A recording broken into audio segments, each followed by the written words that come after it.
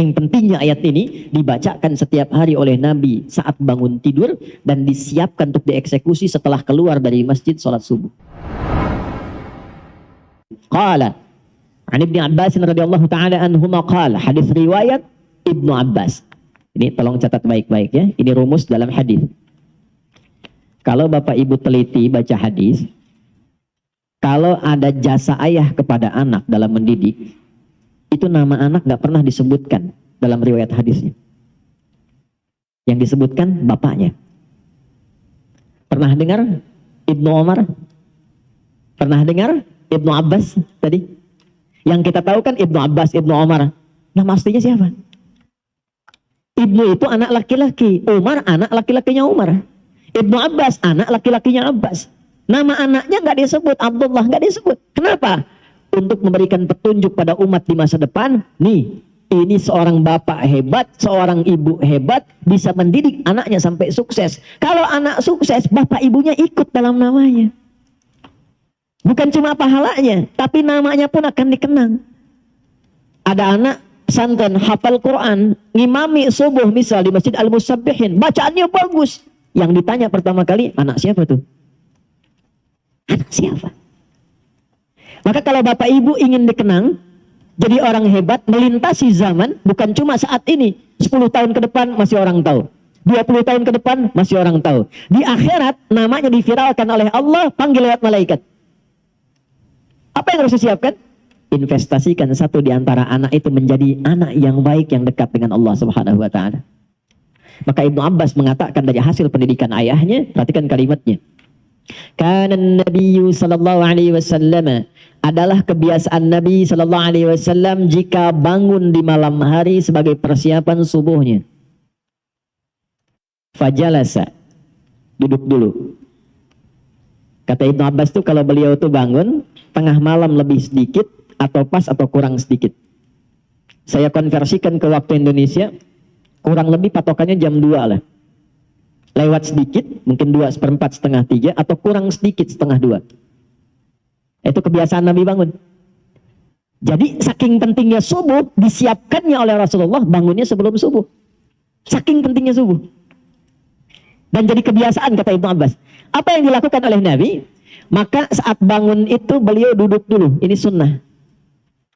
Jadi bukan bangun langsung baca doa, bukan. Ya, bangun tuh duduk dulu. Dalam duduk itulah dibiarkan dulu darah mengalir, tenang dulu. Yang kedua, famasaha biyadihi min athari naumi. Beliau kemudian menggunakan bagian tangannya yang bersih untuk menghilangkan bekas kantuknya. Hilangkan dulu ngantuknya. Ya, jadi bukan bangun tidur langsung baca doa, tidak. Doa itu bagusnya dibacakan dalam keadaan sadar dan khusyuk. Bangun jam 2, ngantuk masih ada. Alhamdulillah nih. Ya, nah, sadar jam 6. Sadar dulu. Karena doa itu ketika dipanjatkan dalam keadaan sadar, diiringi dengan hati yang khusyuk, seketika jawaban muncul. Minimal ada getaran hati, ada ketenangan, konfirmasi dalam jiwa kita. Maka apa yang terjadi? Baru kemudian setelah sadar, hilang ngantuknya, ini yang pertama dilakukan. Kita kombinasikan dengan hadis Al-Bukhari dari dua orang sahabat Mu'adz bin Jabal dan Jundub bin Junadah radhiyallahu ta'ala anhuma. Faqara'a, maka baru Nabi membaca doa. Perhatikan doanya. Alhamdulillahilladzi ahyana ba'dama amatana wa ilaihin. Pertanyaan saya, paham nggak maknanya apa doa itu? Ini sebetulnya komitmen awal kita menjalani hidup. Alhamdulillahilladzi ahyana. Ya Allah, terima kasih. Hamba memujimu dan bersyukur padamu yang telah memberi kesempatan hamba hidup di hari ini. Walaupun engkau bisa wafatkan hamba dalam tidur tadi, namun engkau perkenankan sesuai dengan ajal yang telah engkau tetapkan. Terima kasih ya Allah diberikan kesempatan hidup lagi di hari ini. Alhamdulillahilladzi ahyana ba'dama amatana. Ini kuncinya. Wa ilaihin nusyur. Hamba berjanji ya Allah, hari ini akan mencari bekal terbaik dalam hidup supaya siap saat pulang. Jadi nusyur itu artinya menyebar untuk pulang. Kita saat mengatakan wa ilaihin nusyur, kita berkeyakinan selama ini beraktivitas satu saat pasti pulang. Saat kembali kepada Allah. Pertanyaannya, apakah setiap yang pulang itu sudah menyiapkan bekal untuk pulangnya? Karena sifat pulang itu Pak, Bu, itu punya sifat senang. Ya, Bapak Ibu di Jakarta menjelang Lebaran, mau akhir Ramadan, pulang kampung senang tidak? Pulang ketemu keluarga senang tidak? Senang. Senang itu pulang kalau ada bekal. Saya tanya ada orang kenapa tak pulang? Saya tak ada bekal Ustaz katanya. Tapi kalau dia sudah punya bekal, walaupun cuma pakai motornya bebek, itu bekalnya jadi singa tuh. Belakang kasih pelepah pisang, tambah lagi kemudian bacaan dus 1, dus 2, dus 3. Di belakang dekat knalpot dia tuliskan, aku pulang sayang. Dan di rumah dia kabari, ini miniatur kehidupan. Di rumah dia kabari, aku pulang nih, abang pulang katanya. Dan yang di rumah itu bisa menyiapkan bekal yang tadi telah disiapkan untuk datang, diganti dengan semua persiapan yang indah. Rumah dicat, kue-kue disiapkan, yang tidak ada jadi ada, dan cuma ada di Indonesia. Mohon maaf, itu kalengnya kaleng biskuit, isinya bisa rangginang. Saya tidak sebut nama supaya tidak endorse itu ya. Nah itu miniasi dunia, makanya disebut Id. Id itu pulang. Innallaha la yukhliful mi'ad. Mi'ad itu waktu pulang. Tempat pulang disebut ma'ad. Innalladzi farada 'alaikal Qur'ana laradduka ila ma'ad. Hei engkau yang sibuk, hei yang punya jabatan, hei yang punya kekayaan, hei yang merasa pintar, hei yang ini, hei yang itu, silahkan kau kerjakan apapun dalam hidupmu, tapi engkau pasti pulang. Quran surah 39 ayat 30, innaka mayyitun wa innahum mayyitun. Muhammad, engkau akan pulang dan umatmu pun semua akan pulang. Nah, ini mayit nih. Saya juga mayit, calon meninggal. Ya, antum mayit nih.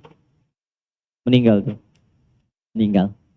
Waktunya bisa beda-beda, bisa antum duluan, saya belakangan bisa. Atau dibalik, balik bisa terjadi, saya belakangan antum duluan bisa. Bisa. Kan mungkin saja terjadi ya. Ya. Balik tuh. Apa yang Nabi siapkan? Supaya kita beraktivitas menjelang pulang. Itulah yang Nabi bacakan. Faqara khawatim surah Ali Imran. Ini persiapan sebelum subuh. Di sini kita akan fokuskan bahasan kita. Maka Nabi menunjukkan, siapkan bekal dari 11 ayat terakhir surah Ali Imran. Itu kunci menjalani semua aktivitas hidup setiap hari. Saking pentingnya ayat ini dibacakan setiap hari oleh Nabi saat bangun tidur dan disiapkan untuk dieksekusi setelah keluar dari masjid sholat subuh. Inna fi khalqis samawati wal ardi wa ikhtilafil laili wan nahari la ayatil liulil albab. Fokus. Alladzina yadhkuruna Allaha qiyaman wa qu'udan wa 'ala junubihim. Masih ingat tadi setelah sholat subuh zikir menunggu syuruk kan? Dijawab di ayat ini, alladzina yadhkuruna Allaha qiyaman wa qu'udan wa 'ala junubihim wa yatafakkaruna fi khalqis samawati wal ard. Rabbana ma khalaqta hadza batila subhanaka faqina adzaban nar. Belum selesai. Rabbana innaka man tudkhilin nar faqad akhzaita wa ma lidh-dhalimina min ansar. Belum selesai. Rabbana innana sami'na munadiyan yunadi lil imani an aminu bi rabbikum fa'amanna. Rabbana faghfir lana dhunubana wa kaffir 'anna sayyi'atina wa tawaffana ma'al abrar. Rabbana wa atina ma wa'adtana 'ala rusulika wa la tukhzina yaumal qiyamah innaka la tukhliful mi'ad. Sampai sini saja, sampai pulang. Ini saking pentingnya kita bacakan 17 kali dalam sehari. Di setiap waktu sholat fardu. Jadi gambaran kurikulum hidup ini yang kita kerjakan setiap hari, kita minta sama Allah dijaga istiqamah 17 kali dalam sehari. Anda bayangkan. 1. Inna fi khalqis samawati wal ardi wa ikhtilafil laili wan nahari la ayatil liulil albab. Saya cepat terjemahkan langsung dengan tafsir. Orang cerdas itu, orang pintar itu, orang yang paham esensi sesuatu, dia tidak akan hanya menikmati hidup, menatap langit dan menjalani kehidupan di bumi saja. Lihat langit indah, jalan-jalan, nikmati aktivitas di bumi, tidak. Orang cerdas, orang pintar yang tahu inti kehidupan itu. Inti sesuatu, itu disebut lub namanya. Tahu kelapa? Ini Pak Wali itu, Pak Ijek, Pak Bobi. Kemarin saya makan satu tempat di sini, ada kelapa, tapi kelapanya Thailand. Kenapa nggak ada kelapa Medan? Ya, saya makan di Medan, kelapanya kelapa dari Thailand. Nanti ada hadis Nabi di ujung saya ingatkan tentang kondisi masa depan yang perkembangan teknologi semakin cepat. Supaya nggak lompat-lompat, saya urutkan dulu. Kelapa itu ada kulitnya nggak luarnya? Serabut ya. Setelah ketemu serabut, ketemu apa? Batok kelapa. Setelah ketemu batok, ketemu apa? Ada dagingnya ya. Nah, lalu air, kalau kita lihat kelapa di dalamnya itu kan ada daging halus tuh ya. Itu yang paling enak kan? Itulah lub namanya. Inti sesuatu, inti kelapanya. Lub. Jamaknya disebut albab. Ada orang yang kalau disebutkan sesuatu paham, oh ini intinya. Arahnya ke sini. Itu ulul albab. Tapi ada orang yang dijelaskan sekali, belum paham. 2 kali baru paham, daging kelapa. 2 orang disebutkan, yang satu paham, yang satu 3 kali belum paham-paham, batok kelapa. Disebutkan sesuatu diarahkan, berjam-jam diberi arahan, gak mau paham, serabut tuh namanya. Dan biasanya yang sering kejebak dengan serabut kelapa itu monyet. Coba lihat monyet tuh, sering kejebak dengan serabut kelapa. Jadi bedanya hewan dengan manusia, manusia itu didesain oleh Allah inti otaknya itu dan inti hatinya untuk cerdas dan pintar. Tidak ada manusia bodoh. Cuma di lagu. Ada band yang bandnya sudah nggak ada. Nggak ada manusia bodoh. Semua manusia diciptakan Allah pintar. Nah, tingkat tertinggi yang pintar itu disebut oleh Al-Quran dengan ulul albab. Siapa ulul albab ini? Tingkat tertingginya yang paham tugas dia dalam menunaikan kehidupan di bumi untuk pulang ke akhirat. Jadi kalau cuma mengumpulkan harta, berangkat gelap, pulang gelap, harta banyak, akhir pekan liburan, tunjukkan, bikin status. Maaf, itu belum ulul albab. Itu baru batok kelapa. Karena jahiliyah pun banyak begitu. Kalau cuma berebut, untuk dapat kedudukan, berebut sampai naik tingkat tertinggi, bangga dengan itu, pasang baligo besar-besar, hanya untuk mendapat kedudukan, bukan untuk menggunakannya pada yang baik, itu baru batok kelapa. Karena jahiliyah itu banyak mengerjakan demikian. Ketika Al-Quran turun dan ingin merubah orang-orang Islam jadi orang pintar, orang bermanfaat, orang berbahagia, orang sukses, maka turun ayat. Orang pintar itu orang yang paham esensi kehidupan, untuk apa dia ada di dunia, dan bagaimana dia cara pulang meninggalkan dunia. Maka apa yang dia lakukan? Alladzina yadhkurunallah. Maka dia berkonsultasi tersambung kepada pencipta langit dan bumi. Ya Allah, kenapa saya diciptakan? Apa tugas saya? Untuk apa saya menjalani kehidupan di bumi ini? Qiyaman wa qu'udan wa ala junubihim. Ya Allah, berikan pedoman pada saya. Saat saya berdiri, jalan, lari, apa yang harus saya kerjakan? Saat saya duduk, bagaimana saya harus lakukan? Saat saya tiduran pun bagaimana tidur yang baik? Karena itu Anda tidak akan pernah temukan pedoman yang lengkap dari berdiri sampai tidur, bahkan caranya dan doanya, kecuali dalam Islam. Coba saya tanya ya, bangun tidur, ada doanya nggak? Ada caranya? Mau tidur ada doanya nggak? Ada caranya? Ada. Pertanyaan saya, cara bangun tidur dengan cara akan tidur sama tidak? Doa bangun tidur dengan doa mau tidur sama tidak? Doa itu bukan sekedar menjadikan aktivitas jadi ibadah, tapi isinya petunjuk bagaimana menjalani aktivitas itu. Ini perkara minum nih, ini langsung saya contohkan ya. Perkara minum. Di Islam tuh sampai diatur. Bagaimana cara minum yang baik? Idza quddimat ta'am. Adinda kata Nabi, jika makanan hidangan, minuman sudah dihidangkan di hadapanmu, khudh biyaminika ma yalik, ambil dengan tangan kananmu yang paling dekat denganmu. Yang paling dekat. Jadi kalau jus jambunya jauh, yang dekat itu air minum biasa, atau wakal saja. Karena itu Bu, kalau ibu masak menghidangkan, maksud hadis ini, ibu harus kenal dengan anggota keluarga. Dia suka apa? Kalau dia suka ayam, dekatkan dengan ayam. Kalau dia suka ikan, dekatkan dengan ikan. Jangan dia suka ayam, di depan dikasih jengkol. Sehingga jauh dia ngambil ayam. Saya punya teman orang India, orang Pakistan, saat di Tripoli. Qadarullah kan kalau kita makan di piring besar itu Pak. Ya, makan sama-sama. Jadi begitu mau makan, si India ini depannya ayam. Pakistan cuman nasi biryani depannya. Ayamnya nggak ada. Jadi kambing ayam depan yang India. Pakistan pinter. Dia ajak ngobrol yang Indianya, nah akhi, bla bla bla bla, dia putar piringnya begini pelan-pelan tuh. Begitu ayamnya sudah di depan dia, kambingnya depan dia, dia mau siap makan. Rupanya India pun putar. India pintar. Dia bilang sama kawannya Pakistan, ya akhi, udid dunya ila qurratiha. Kawan, kita kembalikan dunia pada porosnya. Dia putar lagi tuh. Kita kembalikan dunia pada porosnya. Ya. Maka apa yang dilakukan pertama kali? Ya Allah bimbing kami. Seperti apa kami beraktivitas? Perhatikan kalimatnya. Kalau engkau terkoneksi dengan Allah secara baik, maka tidak ada kegiatanmu satu pun kecuali dibimbing oleh Allah. Bimbingan itulah yang datang lewat doa. Sehingga semua doa kita itu beda-beda. Itu ada isinya. Ambil yang paling dekat dengan kita. Lalu, samillah, sebut nama Allah. Bismillahirrahmanirrahim. Ada seorang ulama kita itu gak mau viral dan jarang ketemu orang. Itu kalau sudah menghadapi makanan minuman. Beliau itu memakai pakaian terbaiknya. Tidak pernah pakai kaos oblong. Lalu sisir yang rapi. Setelah itu baru dinikmati. Muridnya lihat, berapa kali selalu begitu. Ketika ditanya, ya Syekh, Tuan Guru, kenapa engkau ketika mau makan minum, tampilanmu begitu rapi?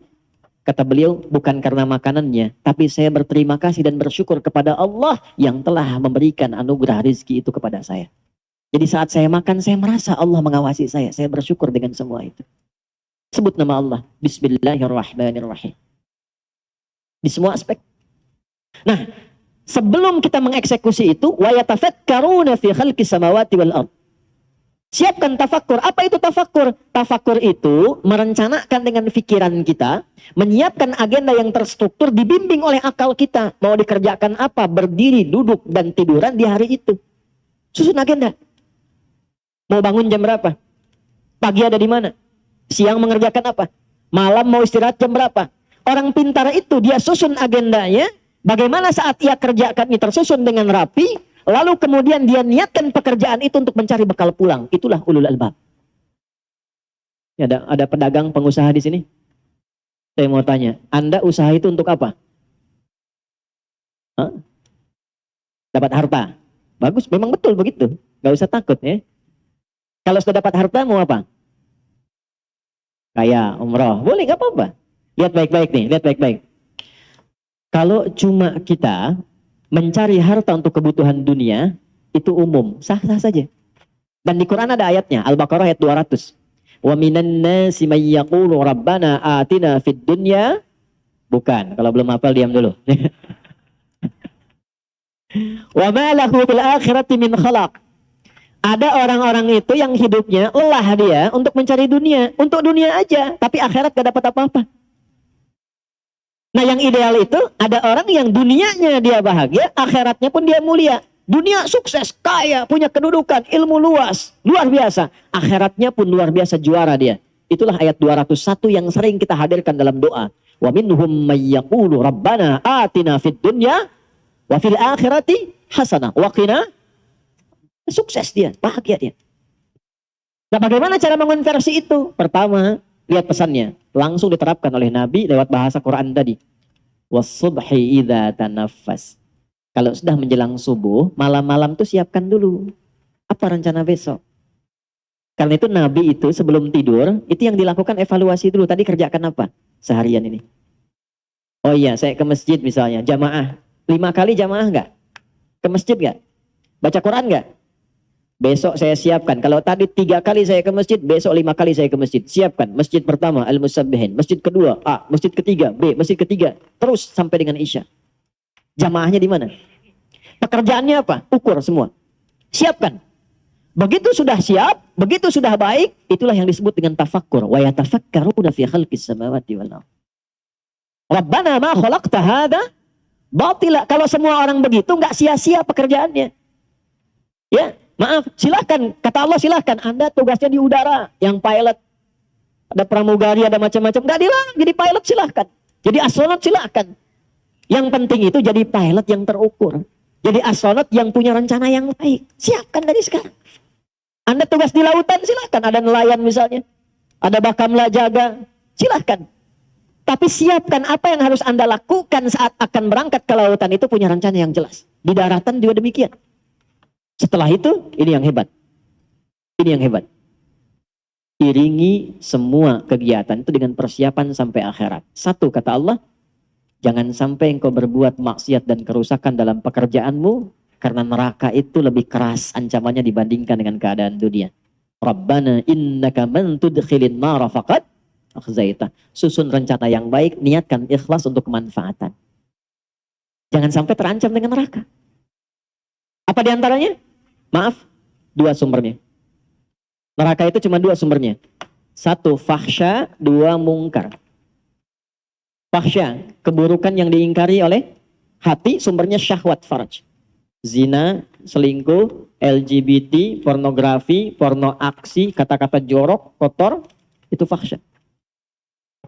Mungkar, keburukan yang diingkari oleh hati, sumbernya nafsu perut dan akal. Maaf, korupsi, saling berselisih, bikin hoax, saling mencela, saling menjatuhkan, merampok, membunuh, itu mungkar. Saya mau tanya pada Bapak Ibu sekalian, amalan apa yang oleh Allah disiapkan untuk membuat seseorang terjauh dari fahsya dan mungkar? Cuma sholat. Ada di Quran surah 29 ayat 45. Innas sholata tanha anil fahsya wal. Jadi standar sholat itu bisa merubah seorang jadi baik. Standar sholat yang paling pokok. Jadi kalau orang sholat pasti baik. Pak Bobi bikin proyek misalnya revitalisasi nih di Medan. Saya pengen revitalisasi sehingga taman jadi bagus. Tiba-tiba datang pengusaha, Pak, kalau Pak Wali bisa memberikan arahan ke kami, fee-nya 20 miliar, Pak. Maka karena Pak Bobi sudah sholat subuh di Masjid Al-Musabbihin, beliau jawab, maaf ya, jari saya ini jadi tahiyat, tidak akan pernah dipakai maksiat. Itu. Tapi setan tidak nyerah, Pak. Datang lagi dia. Pak Bobi, naik Pak, fee-nya 200 miliar. Maka Pak Bobi diam langsung lihat, sebentar, saya istikharah dulu. Enggak ada istikharah dalam maksiat. Enggak ada istikharah. Nah, karena sholat itu otomatis, kalau orang sudah sholat, pasti dibaik. Sholat itu sifatnya taat, lawan taat, maksiat. Tak ada orang sholat itu bermaksiat, tak ada. Ya. Orang jahiliyah itu dirubah menjadi khairul umah itu dengan sholat. Itu standar, artinya standar biasa. Subuh itu standarnya lewat dari situ. Melebihi standar. Kalau orang sholat subuh bukan cuma baik. Tidak cukup menjadi orang baik. Kalau ingin merubah sesuatu berkemajuan, jadi hebat, mencerahkan, jadi maju, jadi sukses, harus punya rencana. Kamu usaha apa rencananya? Strateginya apa? Kegiatannya apa? Buat rencana. Dari subuh itu punya rencana kehidupan. Kalau tugas untuk pribadi, untuk keluarga, anak saya nanti mau bagaimana ke depan? Siapa yang jadi ahli Quran? Siapa yang jadi ahli fisika? Siapa yang jadi dokter? Siapa yang jadi ahli fikih? Dengan istri kompak, nah itulah yang disebut ulul albab. Kalau amanahnya lebih luas, RT, RW misalnya, sampai ke lurah, camat, sampai ke wali kota, sampai ke gubernur, sampai ke atas lagi, maka disiapkan rencananya dengan sifat-sifat tugas kerjanya. Di Sumatera Utara ini bukan cuma bicara siapa yang kemudian naik jadi pemimpin, tapi apa yang akan dilakukan setelah kemudian Allah berikan amanah itu. Mitigasikan.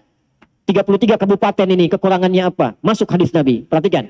Sayati alaikum zamanun aw kama qala, akan datang satu masa nanti. Ditandai dengan taqarubuz zaman, waktunya begitu cepat berlalu. 1 tahun kayak sebulan, sebulan kayak sepekan, sepekan kayak sehari, sehari saya sekilatan. Pada saat itu terjadi, taqarubul aswaq, pasar mudah diakses. Dulu ibu ke pasar tuh pakai angkot, Bu. Turun, belanja. Sekarang klik di handphone, barangnya datang. Jadi benar yang Nabi sampaikan, terjadi. Pasar mudah diakses. Tapi saat yang bersamaan, yantashirul kadhib, manipulasinya banyak. Benar kayak salah, salah kayak benar. Orang mulai tipu-tipu. Dan tipu-tipunya karena ada perkembangan teknologi, pindah dari offline jadi online. Sekarang banyak tertipu dalam online. Dulu judi itu offline, sekarang judi online. Sampai Zeus bingung ikutan judi itu. Saya bingung kalau di jalan tuh, lihat ini ke Banten, lihat Spiderman minta-minta. Transformer sudah di jalanan, sekarang minta sumbangan. Di Medan masih manusia silver ya. Di Banten tuh Spiderman turun ke bawah minta sumbangan. Zeus ikutan judi kan. Memang dunia ini sudah kacau sekarang. Tantashirul fitan. Ya, fitnahnya makin banyak. Jadi kalau kena fitnah biasa saja. Memang kata Nabi fitnahnya makin banyak, berarti nabinya benar. Syukur itu. Cuman yang mesti dilakukan apa? Sambut hadis Nabi itu. Saya ceramah ke beberapa institusi di daerah itu. Nabi bilang akan ada masa perkembangan teknologi. Sekarang kita sudah punya aplikasi. Kenapa nggak bikin aplikasi di 33 tempat itu sesuai dengan lokalnya? Kita sekarang gerakan glokalisasi. Medan, Mas. Bikin aplikasi untuk Medan, warga Medan. Mitigasikan. UMKM orang Medan masukkan ke situ. Kemudian setelah dimasukkan, sinergikan ASN-nya. Nggak perlu pakai yang tinggi-tinggi dari luar. Tukang ojek sini, masukkan ojek aplikasi, tapi untuk yang lokal Medan saja. Hidup di situ semua. Deli Serdang bikin sendiri. Yang ada di Medan, tukang beras masukkan situ. Tukang durian ya sudah banyak di situ. Tukang ini, tukang itu. Jadi kalau butuh klik si fulan jualan beras, belinya dari beras di situ. Si fulan jualan baju, belinya yang baju di situ. Kalau tidak ada di situ, baru keluar. Hidup lingkarannya di situ. Sambungkan dengan masjid. Yang mau zakat, mau infak, titik poinnya di masjid. Ojeknya online, online-nya yang lokal yang dipakai. Jadi bukan menghidupkan yang sudah besar. Yang di dalam hidup.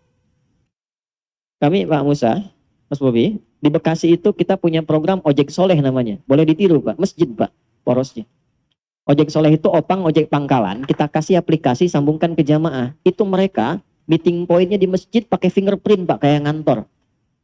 Saya pernah coba masukkan fingerprint, PPO, coba, silahkan coba lagi. Oh, saya enggak bisa. Hanya ojek aja yang bisa masuk. 5 waktu. Nanti ketika 5 waktu itu konsisten, diukur dengan absen, langsung akhir bulan tidak usah pusing dengan sembako. Disiapkan sembako untuk mereka. Dari ZIS masjid diputarkan lagi, dimitigasi. Setiap daerah di komplek kami itu sudah ada database-nya. Si fulan siapa, usahanya apa, ini yang kesulitan siapa. ZIS itu diputarkan sesuai kebutuhannya. Saldo masjid 0, Pak. Tapi nggak ada yang tidak sulit. Tidak ada yang tidak mudah. Semua butuh proses, tapi setelah terjadi, semua rata, nyaman. Ini naik. Begitu yang ojek naik, hari ini dia mendapatkan bantuan, besok dia sudah bisa berbagi. Itu masanya. Nah, itulah tafakkur. Dan ketika dikerjakan itu, semua dengan sifatnya. Maaf, mahasiswa ada di sini? Nah, mau jadi apa? Kenapa pilih kampus itu? Apa yang mau disiapkan dengan itu? Apa kontribusi di tempat tinggalnya? Nah, itulah subuh. Itulah subuh. Ketika dipertemukan seperti ini, jangan diam. Tidak ada sholat subuh di zaman Nabi, kecuali semua jamaah saling kenal satu dengan yang lainnya. Sehingga yang sakit tidak bisa ke rumah sakit ketemu dokter. Al-Musabbihin bikin satu gerai. Dokter-dokter ada database-nya. Yang sakit datang konsultasi, tak perlu ke rumah sakit, dapat obat generik. Yang lapar datang, pulang-pulang kenyang. Oh, ini ada sarapan tidak nih subuh ini? Cuma tanya, Pak, cuma tanya. Yang haus datang, pulang. Yang tidak punya pekerjaan, ada database. Wah, ini yang punya usaha, konsultasi. Selesai. Itulah subuh. Karena itu sifatnya gerakan. Gerakan itu bergerak, beraktivitas. Jadi kalau cuma datang, sholat, pulang, nah itu belum sempurna. Nilai-nilai value yang melekat pada subuhnya. Sholatnya sah, dapat pahala. Cuman sampai pahala saja. Keberkahan subuhnya nggak dapat dengan sempurna. Kesuksesan mungkin, kebahagiaan belum tentu. Jadi ada sukses saja, ada bahagia saja, ada sukses dan bahagia. Sukses saja disebut dengan fauz, saya akhiri. Bahagia saja disebut dengan, awas hati-hati, farihah. Ya. Kalau sukses dan bahagia disebut dengan falah namanya. Saya ulangi, falah namanya. Ini saya pilih ya. Coba pilih. Kaya tapi gelisah atau miskin tapi tenang. Pilih.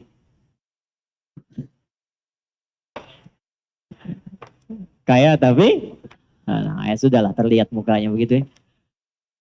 Nah, kaya dan tenang itu namanya falah. Falah. Orangnya disebut muflih. Jamaknya disebut muflihun. Allah bersumpah langsung di Quran surah 23 ayat 1 dan 2. Qad aflahal mu'minun. Orang beriman itu pasti sukses dan bahagia. Apa amalan yang mengantarkan pada sukses dan bahagia itu? Ayat 2. Alladzina hum fi salatihim khashi'un. Kalau salatnya khusyuk, maka supaya khusyuk dipanggillah dia dengan kata falah dalam salat. Saat azan itu berkumandang, Anda tanya, kenapa saya mesti salat? Dijawab langsung oleh suara muadzin, hayya 'alas shalah. Kenapa saya mesti salat ya Allah? Jawab, hayya 'alal falah. Supaya engkau sukses dan bahagia. Jadi sebetulnya motivasi sholat itu bukan hanya menjadikan kita dapat pahala, supaya kita hidupnya sukses dan bahagia. Kalau kesuksesan itu diraih, kebahagiaan didapat karena kita ingat Allah, berpijak pada Allah, maka sadarlah kita akan keagungan Allah. Itulah yang menjadikan setelah hayya 'alal falah ingat Allah lagi. Allahu akbar, Allahu akbar, la ilaha illallah. Tapi tidak semua orang yang sholat mendapatkan kesuksesan kebahagiaan. Mengapa? Karena dia tidak mengambil hikmah dan pelajaran dari semua pedoman-pedoman terkait sholat itu. Anda kalau cuma datang ke masjid, sholat 2 rakaat dan pulang, tidak dapat hikmahnya. Tapi ketika Anda sebelum datang uraikan kegiatan hari ini.